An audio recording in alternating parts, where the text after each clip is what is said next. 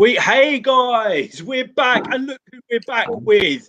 It's Kate and Taras from Go A. Guys, thank you so much for joining us. How are you? We're fine, thanks. We're busy preparing for Eurovision, ready to go to Rotterdam. Looking forward to it. Well, it's not long to go now. It's only what, seven, well, probably 3-4 weeks before the rehearsals start, 5 weeks maybe. Right. But situation changes every day, and who knows what comes next. So we're trying to stay positive. I mean positive, and yeah. So right now this word is like has many things. But hi. Yeah, My partner, big fan, by the way. yeah. Hi, nice to meet you. Yeah. So, but still, I think it's not long for. So we have just several weeks ahead.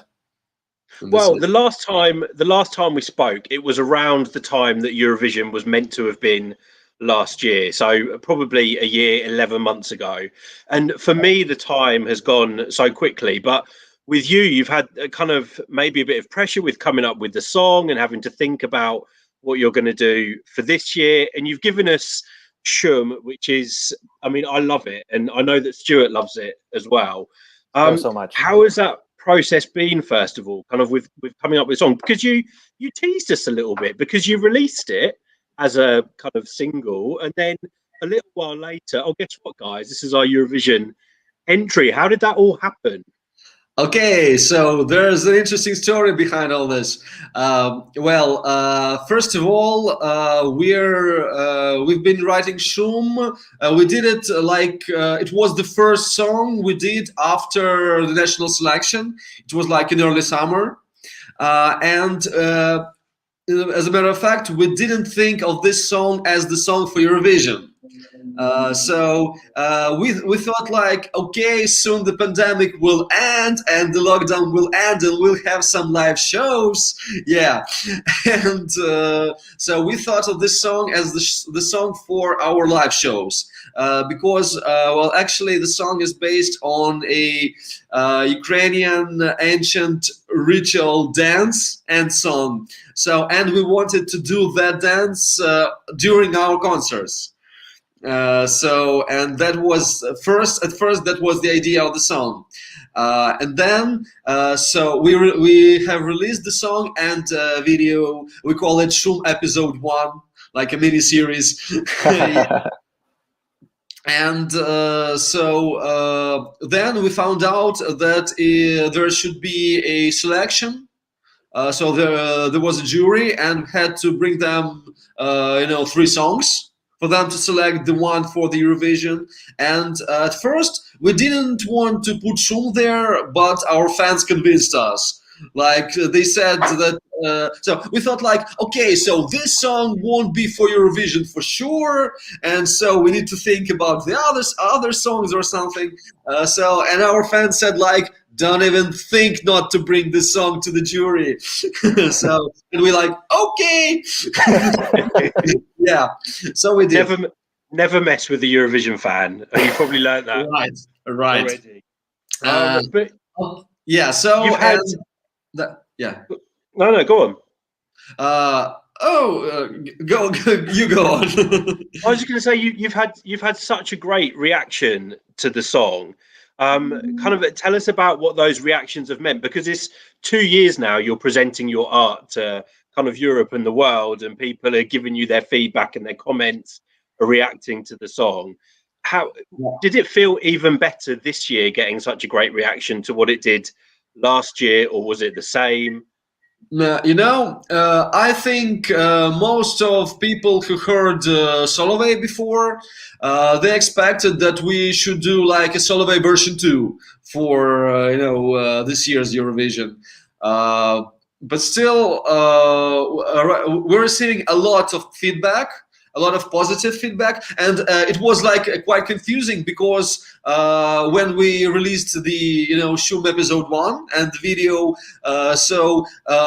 we have been asked a lot of times, like, is this a song for Eurovision? Is this a song? Is this song? We said no. It's just a ordinary single, and that's it.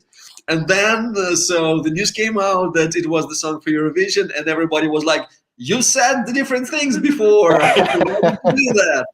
Yeah. So and we just didn't know. The main issue was that according to our song, our episode 1 was like 4 minutes long, and Eurovision rules. The song should be not less than 3 minutes, and it was like hell for us to think about what we should do with it. So we liked the song the way it was, and we didn't want to tear anything out of it. And then Kate had this beautiful idea. So why should we take something from the song if we can bring something new to the table? So I think most people expected that we would just cut the song and leave it this way. But we wanted to do something more, and Kate rewrote the lyrics. And she changed, the whole meaning of the song, actually. So I'll try to keep a long story short, but still. So version 1, episode 1. The Shum. Actually, the Shum is a name of an ancient forest spirit. So our ancestors believed that they were good forces and bad forces couldn't be eliminated, and they had to be dealt with, and they had to be pleased to live with them in harmony or something. And the original folk song and dance called Shum was used for our ancestors used that song and that dance for pleasing that spirit called Shum, and they did it for like ritual awakening of spring. And we wanted to put some additional meaning to it, as we did in our first video. So we wanted to show that so for us, and I mean for for most people in the world, the awakening of the spring also means the awakening of life itself. From winter and everything. And we wanted to show that even in our times of pandemic, people still can gather for a common goal to do something good, even in masks and hazmat suits and so on. But we still can do it, and we wanted to show that. And the second version and the second video, so it was like a continuation, like a sequel to the first one. So we wanted to say like, okay, the spring has already come. And so we did it. We showed that it's possible to gather for doing something good. And right now we have to just look around us, take a look around, and to realize what we have done to this world, what we have done to us, to ourselves, and to think what we can do to make this world a better place for us and for our children. So something like that. I was reading the English translation of the lyrics, and sometimes when you're translating from one language to English, it doesn't make a lot of sense. But I'm hoping I hope I got the understanding right, because I got that it's about kind of the end of winter, where's spring been, and then the spring awakening. And I don't know if it is the intention, but you could read a lot into that as kind of coming out of the pandemic, and it's hopefully this year we'll be opening up. Spring has come. We'll be opening up a new world, a different world. But I guess there's a lot of meaning. Yeah, actually, the thing of our songs, most of our songs, that you should try to read between the lines, because if you see the literal translation, so I remember some comment on YouTube. So I remember some woman just wrote that. I don't know, I don't understand the lyrics fully, but all I see here is about twisting the noise and growing cannabis. Yeah. Well, that's a kind of renewal, I guess. Yeah, because lots of people, well, actually, the name Shum literally translates as noise. and a lot of people translated it as noise. So, and they didn't get the meaning. Ми ж провели там паралелі, що шум, і наробили шум. Я хрен це переведу. Давай попробуй. Okay, so I mean, in the I'll try to translate what Kate said, but it's quite difficult for me actually. In the second episode of Shum, we've tried, to play with those words. So we've used the word Shum as Shum, the spirit of the forest, and Shum as noise. So like we have awakened Shum, we've made some noise, something like that. Наробили шуму, it's like we make some noise. Yeah, something like that. I hope something to that. Well, we've got a little clip of Shum Part 2, which we'll play now.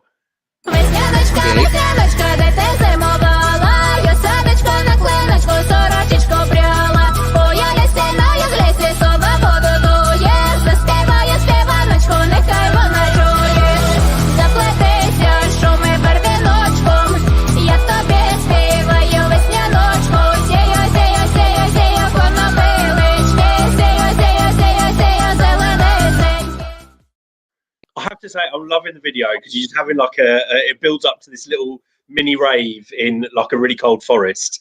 Right. You probably have to look quite deep into the lyrics to get the meaning of the video, and we will talk about that. But the first thing we have to do, guys, is just go to our live chat because there's already loads of people in there with comments and questions. We've got Morton V, who can't join us tonight, but just wants to say thank you for your track.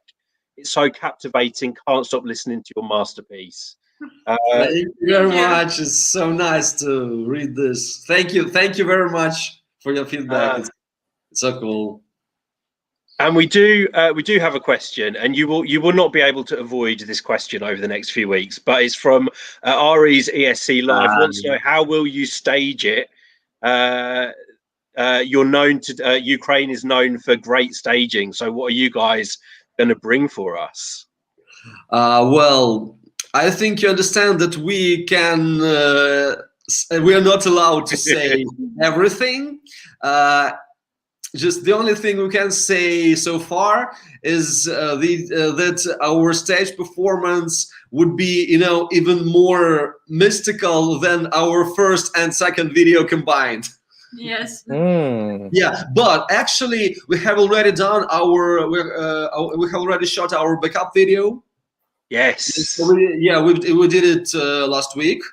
Yeah, so right now we have the overall idea how it will be in Rotterdam. So we're still rehearsing. There's a lot to do, but still we've got the idea, and we're just very happy with the team working with us on our stage performance. They're great. They're absolutely great, and we trust them with everything. Yes, they feel our idea, and it will be great in Rotterdam. Yeah, so actually during our just from the beginning of our band, it was very difficult to find people who would truly understand what are we trying to say with our songs. Not just make remixes of folk songs or something, but to go deeper in this this thing. So, and those guys, we start the sentence and they finish it. So it's perfect collaboration. So were you working with these guys for Solove last year, or is it a different team that are involved in the staging? Well, the part of the the part of the team is people who we worked with on our national selection. I mean the staging, so costumes, graphics, and some other things. But there's a part of the team we haven't worked with before, but we knew about them and we saw what they could do. So, and we are very happy about our team, about working with them, really. Oh, nice one. There's you're getting some pressure now because Tree says Ukraine always gives good staging. We've also got Vassal in the live chat. We've got beautiful Joanne Johnson. Hey, hi. We've got Sarah O'Halloran. And Ari's ESC Life is a Goa fan from India. Oh yes, I know that in India there are many fans of Goa. Yeah, actually, it's one of my personal dreams to play live in India. Yeah. Well, because actually the idea of combining Ukrainian folk music with modern electronic music came to me during my trip to India. And it would nice. be so great as well to see Goa perform somewhere like Goa, where Goa music is well known. It would be nice, like just Goa in Goa. Yeah, they can rename the town to Goa for a day while you're there. And actually, so I see so many comments about our staging, and Ukraine always got a perfect staging, and I'm starting to feel the pressure.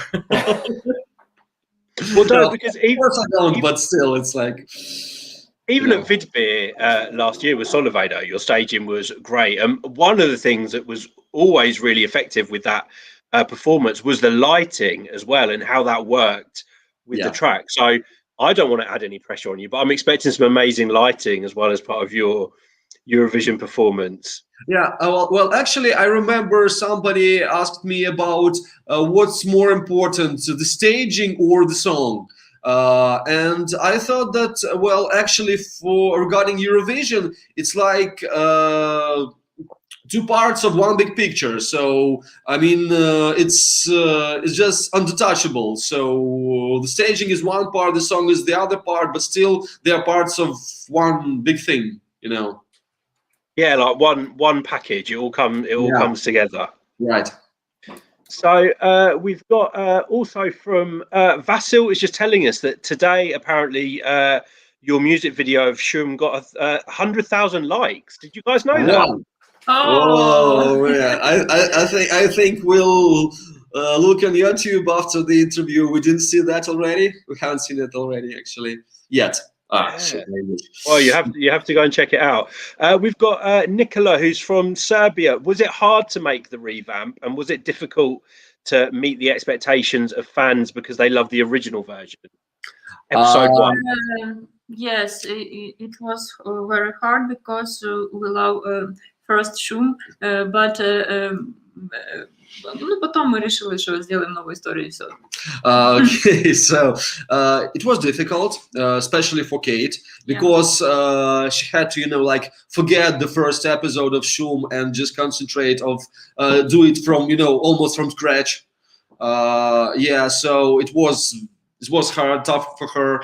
Actually, regarding the fans' reaction, we almost had a joke. So last year with Soloway, we had pretty much the same thing. So it it almost felt like a political movement, bring back the first version or something. So, and this year we expected the same thing with Shum. So. We thought that everybody would say, no, we like the first version more than second, put it back and bring it back and so on. But people who did not hear first version, им се сподобалось. She say, okay, it's a very good song. Well, I remember somebody told me that, actually a lot of kids react very positively to Shum. And personally, my daughter has already known all the lyrics to the second version. So she's 3.5 years old, and she speaks. She's not speaking well yet, but she's singing along with the song. And as far as I remember, so many people said something like, "Okay, first time they heard second version, a second episode, they thought no, the first one was better. Then the second time, then the third time, and then they didn't think of the first episode. Just didn't think of it because they liked the second episode more." Well, I'll be totally honest with you. I was probably one of those people because I was so in love with episode 1, and then to me it sounded very different. But it's almost like I've just got used to it now, and I've forgotten episode 1, and I'm so used to this version of the song. I remember many people told us that the first version sounded a little bit like a mantra. Mm-hmm. Yeah. and it was, you know, it had this crazy video as well with Kate in your hazmat suit, and you know, I had this image of me in Rotterdam running around in a hazmat suit just because I love the song so much. The first video we making in a phone. Yeah, so I know if you knew that actually we wrote that on YouTube, but you know, nobody reads this, you know, credits and everything. So and actually we shot that video on a smartphone. Did you know that? I actually did read that. I remember that was pointed out, and you know, it looks professional. It looks like it was shot on something like a 4K red camera. It's perfect.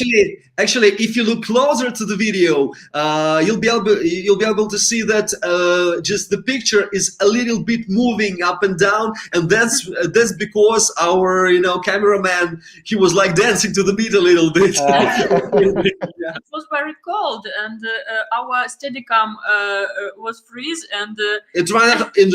Yeah, our Steadicam thing is like ran out of batteries in 5 minutes or something. Yeah, it was just shot like this. And when we make our video, our cameraman dance, and this is a very interesting effect. Yeah, and actually we had only, I think we had 3.5 hours or something for the shooting time because of the sun. Because we depended on the, you know, sunlight. Yes, and in this morning I get up early, and I watched to the window, and it is a fog. Yeah, it was very foggy. We thought about, like, we sang about the spirit of the forest, yes. And the spirit helped us with some CGI or something. Yeah. You know? It seems like there were so many things that were kind of accidental, but they worked perfectly for the feeling of the song, and especially the fact that you guys have that kind of hazmat suit look. It makes the feeling of being in kind of a dark place and wanting to come out of that, wanting to bring about spring. Wow. It works for that feeling, I'd say. Well, actually, we bought it with discount, you know. But when we present our video in YouTube, вышло солнце на следующий день. Oh, yeah.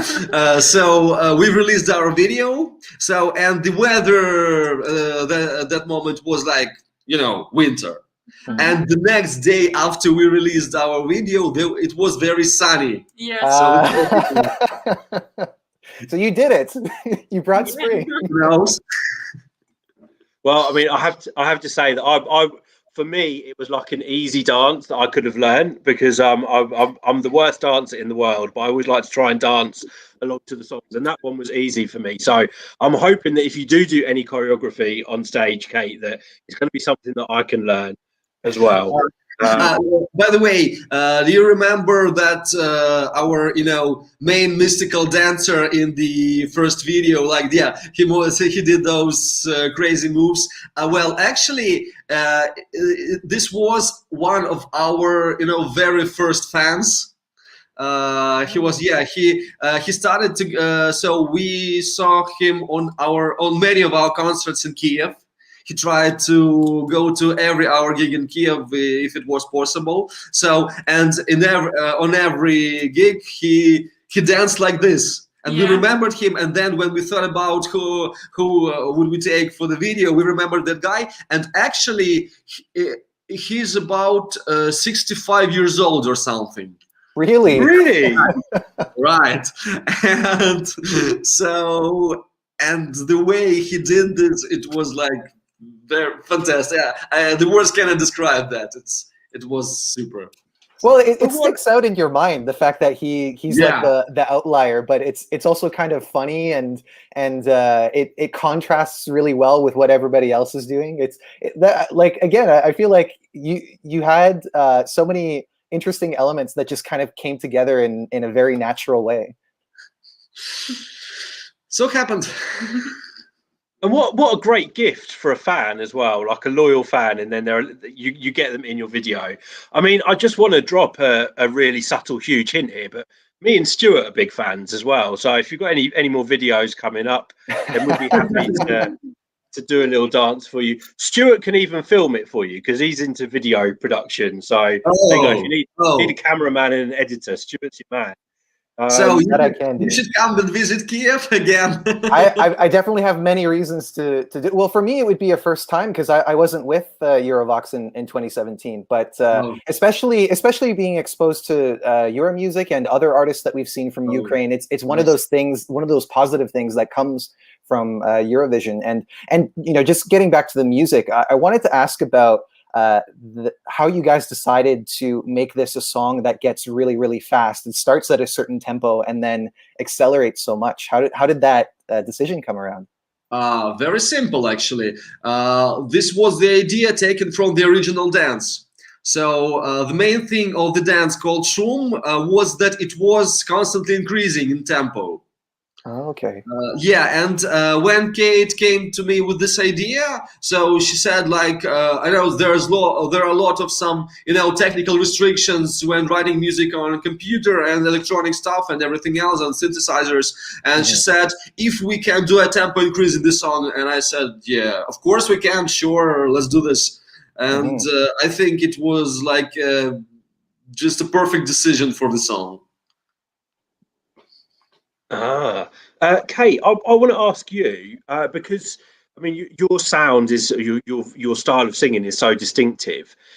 Because it does speed up and it kind of goes to this big climax towards the end. Do you find this song more difficult to sing than Solove, maybe, or is it technically more difficult for you to sing? Let me translate that. Питання, що через прискорення темпу, чи складніше тобі співати Шум, ніж Соловей, чи взагалі складно тобі співати цю пісню? No, it's very interesting to do it because it's some change my voice, but the power of music give me the atmosphere, and I do it naturally. Yes, I do it naturally.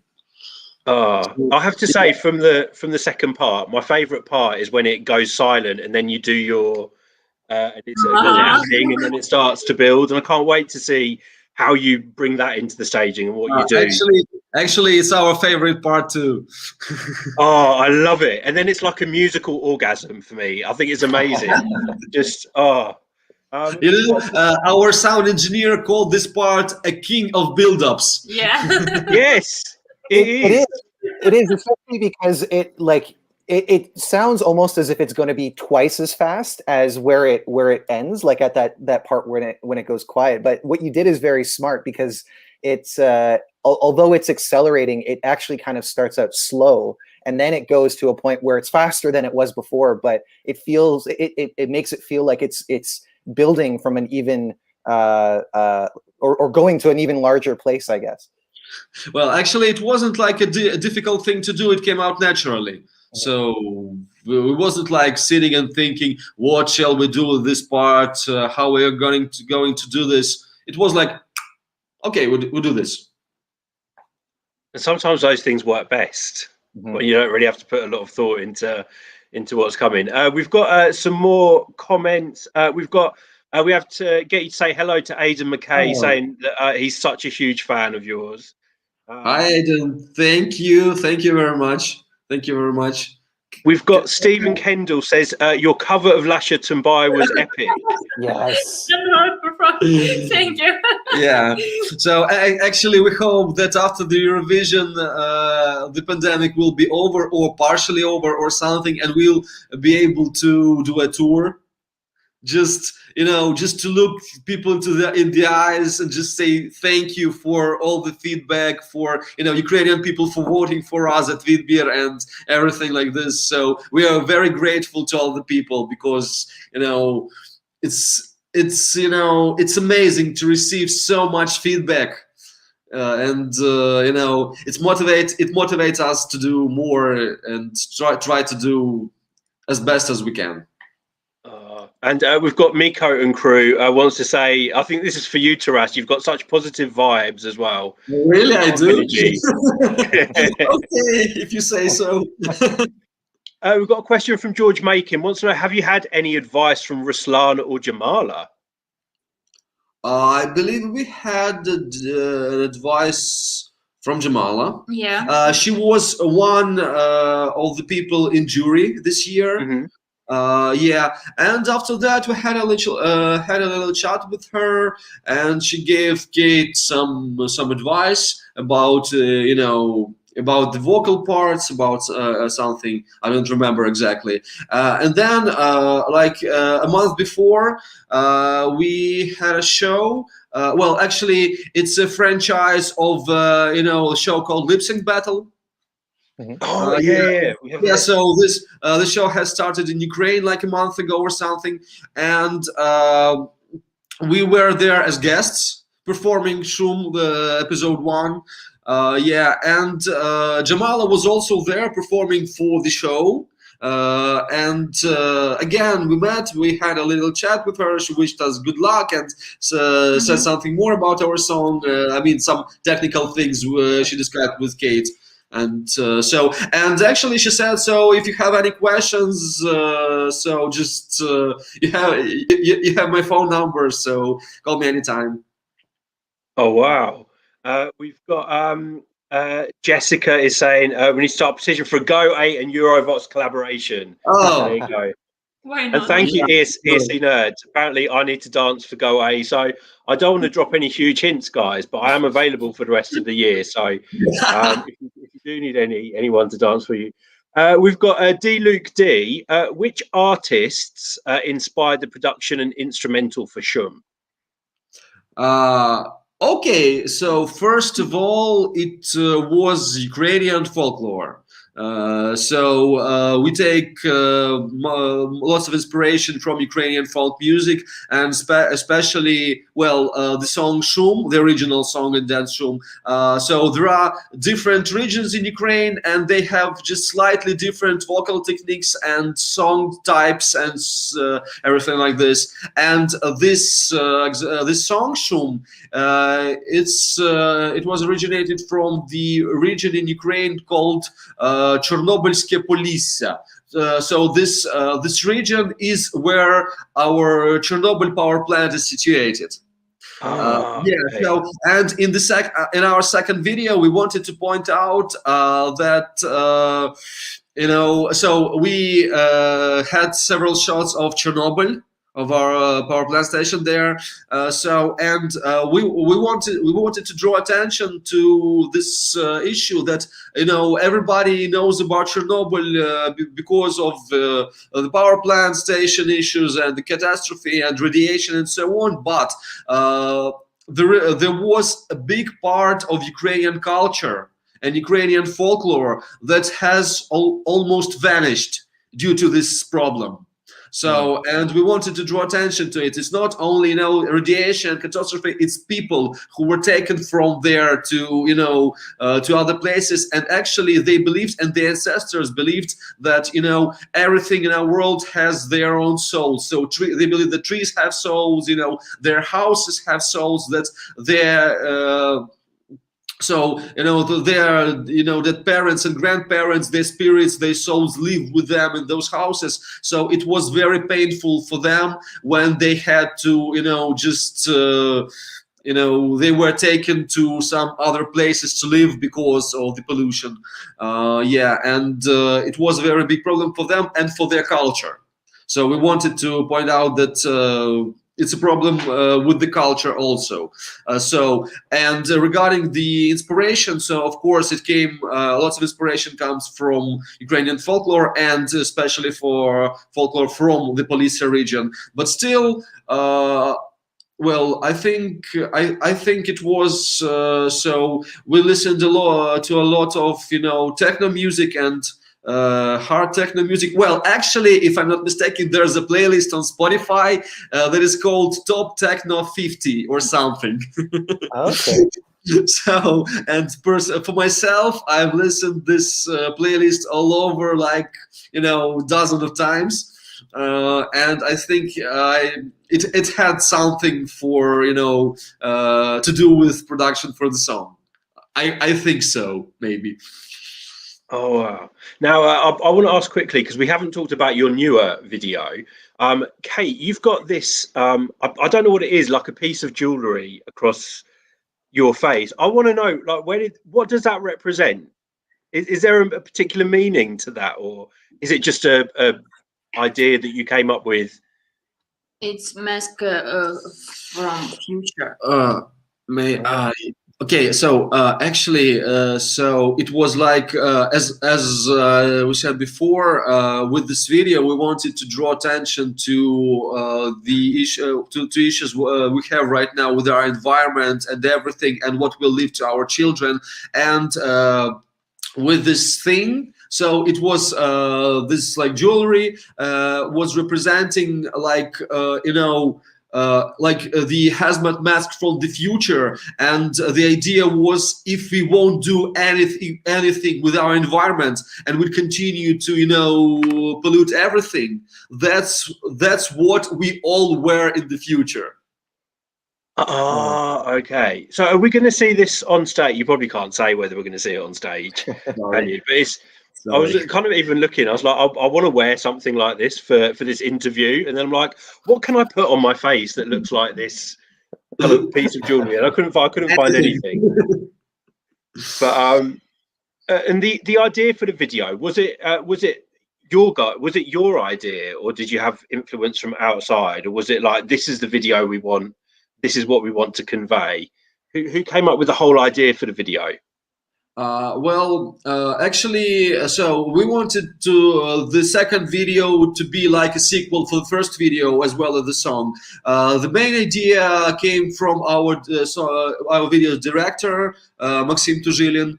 So he had this idea, and we transformed it a little bit to fit our expectations. So as Ariana just saying that she was wondering about the face piece. Yeah, so now you know. Okay, so and we had several parts in the video we needed to fulfill, and so the thing with with the vehicle, so we called it a Mad Max vehicle. Like, it's very similar to the one in movies. Yeah, and we had this idea like in the beginning. So it like somebody found it or something, I don't remember. But when we saw this car, this vehicle, we were like, oh, Mad Max. Yeah, we should use this. So as I said before, so we try to do a lot of things that you should read between the lines, and this idea of slightly post-apocalyptic world and all this stuff, and the idea that this is what we will have if we won't do anything right now. So something like that. Oh wow! We've got a question from Justin in Australia. If I have no idea what time it is in Australia right now, but it's really late or really early. If you could go back in time to when the contest was cancelled last year, what advice would you give yourselves now after receiving that news? So how did you take the news that the contest had been cancelled when the contest was cancelled?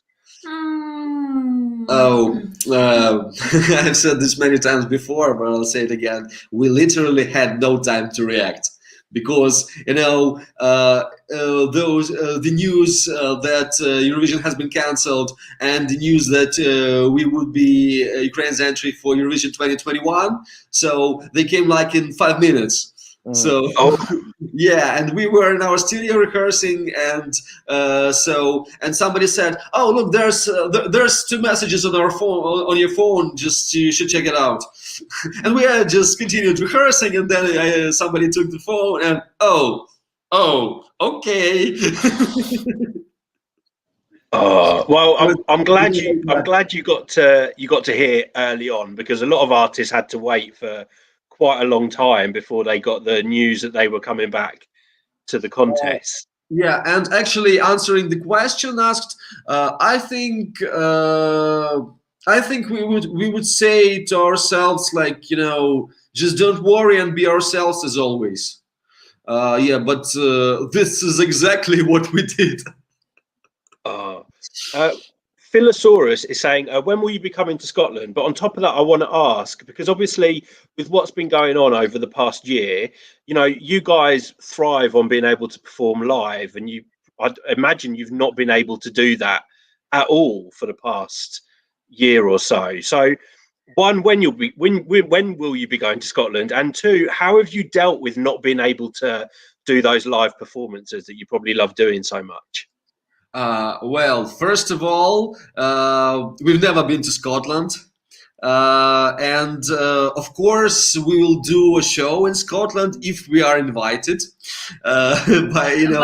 We need 4 tickets because our band.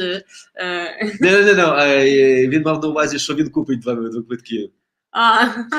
Yeah, so well, actually for myself I want to go to Scotland because one of my favorite TV actors and movie actors is the guy named David Tennant.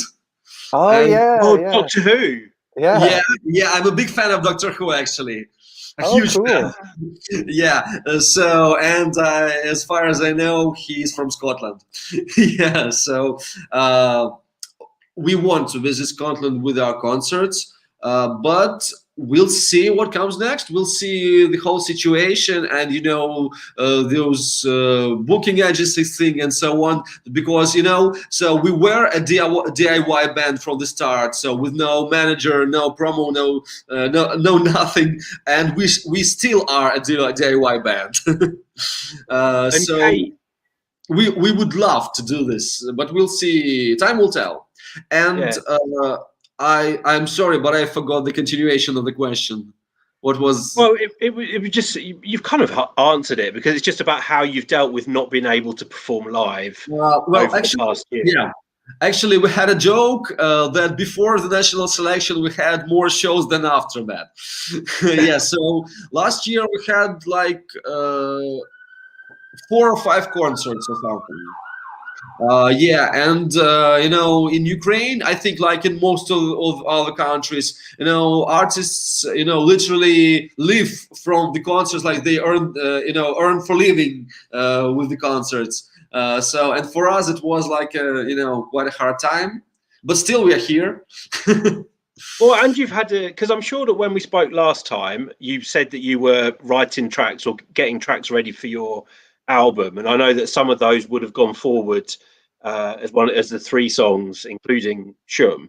Yeah, we wrote a bunch of them, of course, but we presented only 3 of them to the jury. But we're still in the process of writing new songs when we have time for that, besides preparations for Eurovision. And I think so. I don't think, I'm sure that we'll release an album, maybe an EP. After the Eurovision, and the idea, our idea is that it will be like a concept release. So there will be several songs connected with one idea, and Shum is like you know, chapter 1 of this so-called book. Oh wow, that sounds exciting. The other 2 songs that were presented to the jury for the selection, would they also be part of that concept?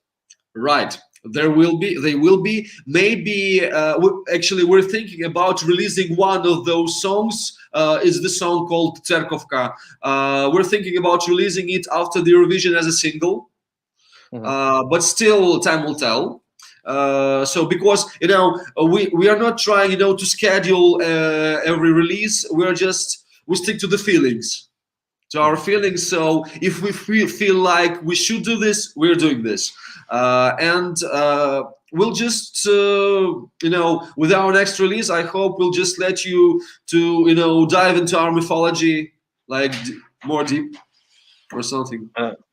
We've got a request for Kate to say, can you say hello to Ari in Ukrainian, because he or she loves your voice? Go ahead. Привіт з України. Hello from Ukraine. There you go, Ari. We'll just do another couple of questions and then we will let you guys go, because I know that you're very, very busy. We've got Willy Wonka wants to say hello from Malta. Hi. We've got I can't read that name, unfortunately. They're saying hello. We've got NNN loves Go A. Polly is saying that if if you tour in Ukraine, she wants to be there. We've got Suvi saying hello from Finland. So it's amazing how your music has touched people in all different parts of the world. That must be a great feeling. That's an amazing feeling. You know, I don't think the words can describe that actually. Kate, we were talking about kind of going to Scotland, but I know that you've got a lot of your inspiration is British bands, and you were a Muse fan. I remember you saying last time. Yes. So we need to get you into the UK soon, so you can perform here because we would love it. Just wait a second, I'll translate that. Каже, що ну типа дуже багато це дуже багато слухаєш британської музики, що вона тебе надихає. Що ти казала, що на минулому інтерв'ю ти казала, що ти дуже фанатієш від Muse, і що взагалі тобі треба в Британію, тому що типа із концертами, без концерту, для того, щоб ти послухала це все і якось поринула в цю атмосферу. Так я ж не проти. She's not against it. I very love British music. Muse, Placebo, and there are many bands that I loved, and British music is the one of the best. And British and music from Iceland. Oh, well, yes. I'm going to ask you then, have you heard Iceland and the UK's entries for Eurovision this year? And what do you think? It's one of my favorite artists in Eurovision 2021 because Daddy is a king. Yeah, so I mean, you know, his sense of humor, so the ability to do like crazy things with this kind of face. Yes. Could you see yourselves doing a Go A remix of a Daddy Freyer song? It will be nice. Yeah. Why not? Why not? Well, maybe you should. Because one thing I love about Eurovision is the collaborations that we get between artists either before or after. And Daddy from Iceland is very unique and you're very unique. So that collaboration would just be explosive, I think. I'd love to see it. I think it would be quite interesting. How about... Well, I just wanted to ask because I've been seeing some people ask in the comments. Other participants from this year, are there any songs that you guys really like from the participants for Eurovision 2021? I like Björn. So we're still thinking about whether his name is pronounced Björn or John, and we don't know actually. I don't know. Sorry. So do you know that? Do you know how it's pronounced? I say John, but I'm sure that whenever I say it, people always correct me, and I can't remember which way is the right way. So I don't think he minds either way. Okay, so well, actually, many people call our band Goa, so we have no problem with that. So call us whatever you like. I mean, I think he has the same feeling. I mean, John or Bjorn or whatever. Yeah. So well, Australia. Yeah, Australian entry is quite nice. And Finland. Oh yeah, and Finland. Yeah.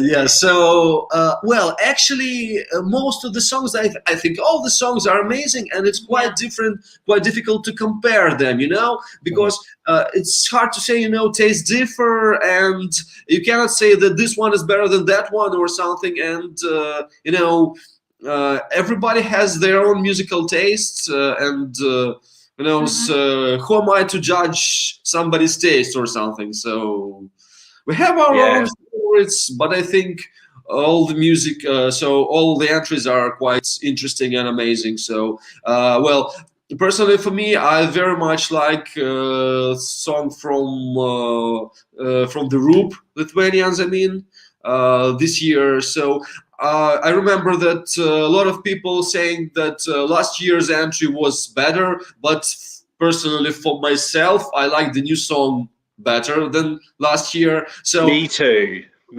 Wow. Thanks. So but as I said, tastes differ, so Everybody and it feels like everyone's brought their A game, because everyone's had a year to get ready for Eurovision, whereas normally some people might not even know that they're going to be representing their country until a few months before, and everyone's had a long period, including yourselves, to kind of come up with these great tracks. So I really love your attitude to all the other songs and all the other participants. Before we go, have you got a message for our viewers and for your fans? Well, as a matter of fact, we do. First of all, we want to wish everybody just to just to remember their roots, remember where you came from, because it's very difficult to see where you're going and to know where you're going if you don't know where you came from. It's we are all people of one big world, but still all of us are unique. And we have to remember our roots and our culture just to be citizens of the world, not of our countries. And the second thing we have to say, and we want to say, is just this is very important. Really, this is very important. Be happy. Yes. Because when you're happy, you don't think about doing some bad things or doing nothing at all. You're thinking only about how to make yourself better and everybody, and to make the world a better place. So be happy, stay safe, and remember your culture, remember your roots. Oh, what a fantastic message. And I'm going to say point 3, which is, please, guys, vote for Ukraine in the semi-final, because these guys have to get through to the final. And we can't wait to see you on that stage. And hopefully we'll be able to see you in Rotterdam as well. Fingers crossed. Yeah. I've got more than my fingers crossed at the moment when it comes to Rotterdam. But guys, it's always such a pleasure. We love your vibe. We love your positivity. The pleasure is ours, actually. We hope to speak to you again before Rotterdam, but if not while you're in Rotterdam, we will talk to you there. Otherwise, keep working hard, because we're sure we're going to see a fantastic performance. Until next time, guys, we'll see you soon. See you soon. Thank you for the interview. Bye.